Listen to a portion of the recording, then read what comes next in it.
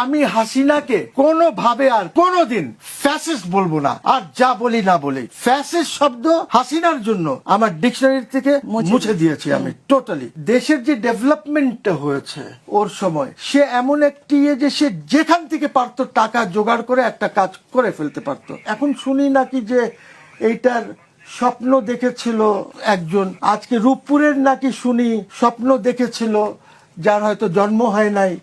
So point is, আপনি পাকিস্তানের কথা বলবেন, রূপপুর তো আগেই হয়ে যেত। এটা তো পাকিস্তান আমলে আইয়ুব খান এটা কনসিভ করেছে, one power plant in east Pakistan, one power plant in west Pakistan. West পাকিস্তানটা হয়েছে যখন দেশ ভাগ হয়েছে, তাহলে ওরা দুইটা করে ফেলেছে, জমি অ্যাকুইজিশন করা হয়েছে রূপপুরের জন্য। এটা আজকের প্রজেক্ট না, it's an old project, but এটাকে অনেক সরকার এসেছে, সবাই কেউ এগিয়ে নিতে পারে নাই এক্সেপ্ট শেখ হাসিনা।